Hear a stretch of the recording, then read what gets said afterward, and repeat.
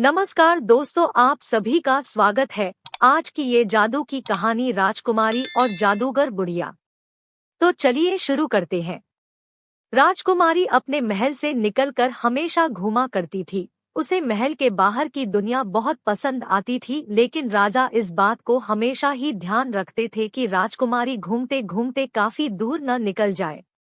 राजकुमारी के पास एक खरगोश था जिसे वह बहुत पसंद किया करती थी। खरगोश को लेकर राजकुमारी हमेशा घुमा करती थी और इस बार भी राजकुमारी जब शाम को घूमने गई तो वह अपने खरगोश को लेकर ही साथ में गई थी। राजकुमारी को अपने खरगोश के साथ समय बिताना बहुत अच्छा लगता था। राजकुमारी का कोई साथी नहीं था, इसलिए राजकुमारी यही सोचा करती थी कि एक खरगोश ही मेरे जीवन में खुशियाँ ला सकता है, क्योंकि यह मेरे साथ रहता है और मेरा कोई साथी भी नहीं है। राजकुमारी यह चाहती थी कि उसका कोई साथी बने, लेकिन वह अपने महल से बाहर नहीं जाया करती थी। राजकुमारी की दुनिया तो वह महल ही बन गई थी। वह महल से बाहर निकलकर सिर्फ एक बगीचे में घुमा कर दी थी, उससे ज्यादा दूर वह कहीं नहीं जा सकती थी। राजकुमारी का मन हमेशा ही बाहर जाने के लिए करता था, लेकिन उसे जाने नहीं दिया जाता था। रात का वक्त था, राजकुमारी सोई हुई थी। तभी उनकी अचानक ही नींद खुल गई और वह अपनी खिड़की से बाहर देखने लगी। बाहर चारों ओर अंधेरा ही नजर आ रहा था, लेकिन ठंडी ठंडी हवा चल रही थी। वह हवा राजकुमारी को बहुत अच्छी लग रही थी। राजकुमारी का खरगोश अभी सोया हुआ था। वह राजकुमारी के ही कमरे में रहता था, लेकिन राजकुमारी कमरे के अंदर घूम रही थी। जब राजकुमारी ने खिड़की के बाहर देखा तो उसे एक बुढ़िया नजर आई। वह बुढ़िया बगीचे में क्या कर रही है, राजकुमारी को कुछ भी समझ में नहीं आ रहा था। वह बढ़िया राजकुमार की खिड़की की ओर देख रही थी। राजकुमारी के मन में उसके प्रति जानना बहुत जरूरी हो गया था। राजकुमारी उस बुढ़िया को ऊपर से देख रही थी। तभी बुढ़िया ने उसे बुलाना चाहा। राजकुमारी ने मना कर दिया और कहा कि अगर तुम्हें ही आना है तो तुम मेरे पास आ सकती हो, मैं नीचे नहीं आ सकती। उसके बाद बुढ़िया वहां से गायब हो गई और उसके कमरे में अचानक आ गई है। देखकर राजकुमारी डर गई है। कोई साधारण बुढ़िया नहीं थी, बल्कि एक जादूगरनी थी। मैं बुढ़िया कहने लगी कि सब कुछ जानती हूँ, तुम्हें बाहर जाना बहुत पसंद है, बट तुम बाहर नहीं जा सकती। अगर तुम चाहो तो मैं तुम्हें बाहर की दुनिया दिखा सकती हूँ। राजकुमारी ने कहा कि अगर यह हो सकता है तो बहुत अच्छी बात है। अगर तुम मेरे लिए यह कर सकती हो तो मुझे बहुत अच्छा लगेगा। जादूगर बुढ़िया ने उसे एक जादू दिया और उसके बाद बुढ़िया और राजकुमारी कमरे से गायब हो गई थी। जब वह गायब होकर एक जगह पर पहुंची तो वह जगह बहुत ही सुंदर दिखाई दे रही थी। चारों ओर बहुत ही हरियाली छाई हुई थी और शांति भी नजर आ रही थी। वह बाहर की दुनिया थी। यह देखकर राजकुमारी बहुत ही अच्छा महसूस कर रही थी। वह जादूगर बुढ़िया के साथ बहुत जगह घूम रही थी। उसे जगह भी जादूगर बुढ़िया ने दिखाई थी जो कि वह नहीं जानते थे। राजकुमारी को यह सब देखकर बहुत अच्छा लग रहा था। आज उसे पता चल गया था कि बाहर की दुनिया बहुत अच्छी है। मैं महल से बाहर कभी गई नहीं, इसलिए मुझे यह सब बहुत पसंद आ रहा था। जादूगर बुढ़िया ने पूछा कि तुम्हें कैसा लग रहा है। राजकुमारी ने कहा कि मुझे तो बहुत अच्छा लग रहा है। यह जीवन तो बहुत अच्छा है। मेरे महल की जिंदगी तो बहुत ही बोरियत से भरी हुई है, वहाँ पर मेरा मन नहीं लगता है। मेरा मन तो बाहर की दुनिया में लगता है। जादूगर बुढ़िया कहने लगी कि ठीक है, अगर तुम ऐसा चाहती हो तो तुम हर रोज यहाँ पर आ सकती हो। मैं तुम्हारे पास आऊंगी और तुम्हें एक नई दुनिया दिखाऊंगी। इस तरह जादूगर बुढ़िया वापस महल चुकी थी और राजकुमारी भी साथ में आ गई थी। अगली सुबह ही जादूगर बुढ़िया उसके पास पहुंच गई थी और राजकुमारी को लेकर गायब हो गई थी और उसने वह दुनिया दिखाई जिसमें सभी लोग घूम रहे थे। बाजार लगा हुआ था, सभी लोग कुछ ना कुछ सामान खरीद रहे थे। यह देखकर राजकुमारी को बहुत कुछ अच्छा लग रहा था, क्योंकि राजकुमारी सब बहुत ही कम देखा था, इसलिए वह यह देखकर बहुत पसंद कर रही थी। जादूगर बुढ़िया ने एक लड़के से उसे मिलाया और वह लड़का भी काफी सुंदर था। राजकुमारी उसे देखकर यह सोचने लगी कि अगर यह लड़का राजकुमार होता तो मेरी शादी हो गई होती। तभी बुढ़िया ने कहा कि अगर तुम मुझसे शादी करना चाहती हो तो मैं इसे भी राजकुमार बना देती हूँ। और बुढ़िया ने अपनी जादू से राजकुमार बना दिया और इस तरह वह दोनों ही साथ साथ में घूमने लगे। खरगोश चारों ओर घूम रहा था, लेकिन उसे कहीं भी राजकुमारी नजर नहीं आ रही थी।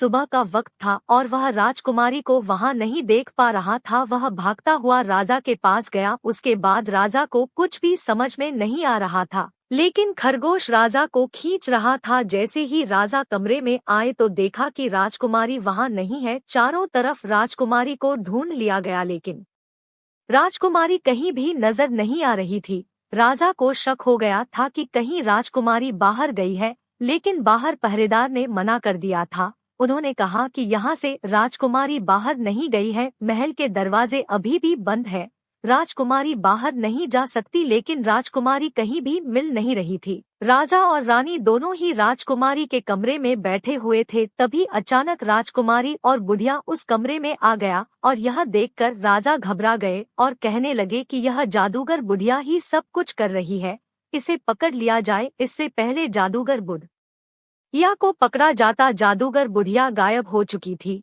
और राजकुमारी ने ऐसा करने से मना कर दिया। तो उन्होंने कहा कि आपको उसे नहीं पकड़ना चाहिए, उसने मेरी बहुत मदद की थी। राजा ने पूछा कि इस जादूगर बुढ़िया ने तुम्हारी मदद किस प्रकार की थी। राजकुमारी ने बताया कि जब मैं महल में बोर घूम रही थी, मेरा मन महल में नहीं लग रहा था, तब जादूगर बुढ़िया ने मेरी मदद की थी और उसने मुझे दुनिया दिखाए जो कि मैंने पहले सपने में भी नहीं देखी थी। राजा और रानी समझ चुके थे कि जादूगर बुढ़िया ने जरूर कोई जादू किया होगा, जिसकी वजह से राजकुमारी पर यह असर हुआ है। राजकुमारी को कहा गया कि आज के बाद जादूगर बुढ़िया से मिलने की जरूरत नहीं है।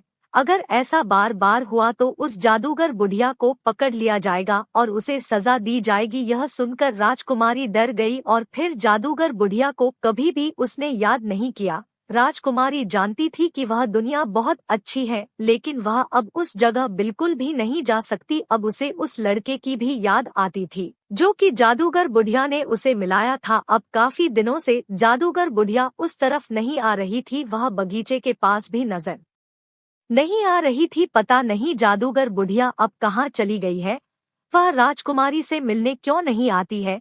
इस बारे में राजकुमारी हमेशा सोचा करती थी, मगर इस बात का जवाब राजकुमारी को मिल नहीं रहा था। लेकिन वह यादें राजकुमारी के पास अभी भी थी, जिन्हें याद करके सोच रही थी कि वह जादूगर बुढ़िया पता नहीं कहाँ होगी। एक दिन राजकुमारी रात को सोई हुई थी, तभी जादूगर बुढ़िया अचानक उसके कमरे में आ गई है। रात का समय था, बुढ़िया ने उसे जगाया और राजकुमारी उठ गई। उसके बाद राजकुमारी ने पूछा कि तुम काफी दिनों से यहाँ नजर नहीं आई, मैं तुम्हारा इंतजार कर रही थी, लेकिन तुम अभी तक भी नहीं आई थी और आज इतने दिनों बाद यहाँ पर आई हो। जादूगर बुढ़िया ने कहा कि मैं समझ गई थी कि तुम्हारे पिताजी को मेरा आना यहाँ पर अच्छा नहीं लगता है, इसलिए मैं यहाँ पर नहीं आई, लेकिन मुझे तुम्हारी याद आ रही थी, इसलिए मैं यहाँ पर तुमसे मिलने आई हूँ। जादूगर बुढ़िया ने कहा कि मुझे याद आ रहा थी कि तुम मुझे जरूर याद करोगी, इसलिए मैं तुमसे मिलने आई हूँ। मुझे पता है कि तुम महल में हमेशा ही यह सोचती होगी कि मुझे यहाँ से बाहर जाना चाहिए, लेकिन निकल नहीं पा रही थी,